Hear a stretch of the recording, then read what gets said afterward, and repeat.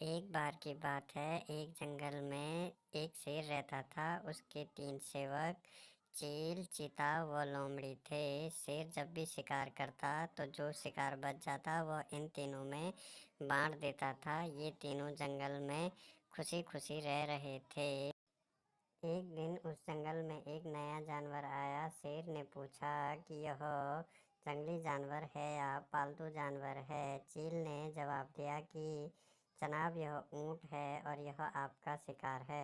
शेर ने कहा, नहीं, वह हमारा मेहमान है। तुम तीनों जाओ और उसको मेरे पास लेकर आओ। वे तीनों ऊंट के पास गए और उन्होंने ऊंट से कहा कि चलो, तुमको जंगल का राजा शेर बुला रहा है। ऊंट राजी हो गया और उन लोगों के साथ चलने के लिए तैयार हो गया। अब ये तीनों ऊंट को लेकर शेर के पास जाने लगे। जैसे ही ऊंट शेर के पास पहुंचा, शेर ने कहा कि तुम यहाँ कैसे आए। तो ऊंट ने बताया कि वह अपने झुंड से बिछड़ गया है। तो शेर ने उससे कहा कि अब तुम हमारे साथ इसी जंगल में रहोगे। उस दिन से ये चारों इसी जंगल में एक साथ रहने लग गए। एक दिन शेर की तेज नाखून वाले भालू से लड़ाई हो गई। भालू के तेज नाखूनों से शेर बुरी तरह से घायल हो गया।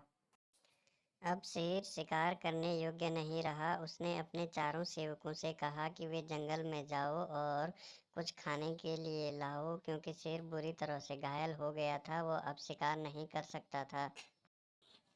अब वे चारों सेवक भोजन की तलाश में जंगल की ओर जाने लगे, लेकिन दिन भर चलने के बाद भी उन्हें भोजन के लिए कुछ भी नहीं मिला।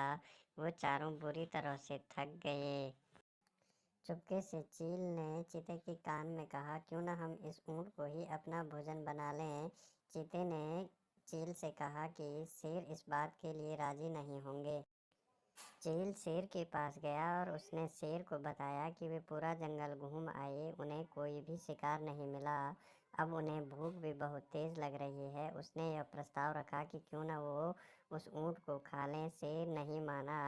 चील ने अपनी तेज बुद्धि से शेर को मना ही लिया। चील ने योजना बनाई और अब चारों के चारों शेर के पास गए। सब ने एक एक करके कहा कि मालिक, आप मुझे खा लीजिए और अपनी भूख मिटा लीजिए। चील हर किसी में खोट निकाल रहा था। जैसे ही ऊंट ने कहा कि मालिक, आप मुझे खा लीजिए और अपनी भूख मिटा लीजिए, ये चारों के चारों ऊंट पर टूट पड़े और उन्होंने ऊंट को मार दिया। इस कहानी से हमें यह सीख मिलती है कि मूर्खों की दोस्ती कभी नहीं करनी चाहिए और उन पर आंख बंद करके भरोसा भी नहीं करना चाहिए।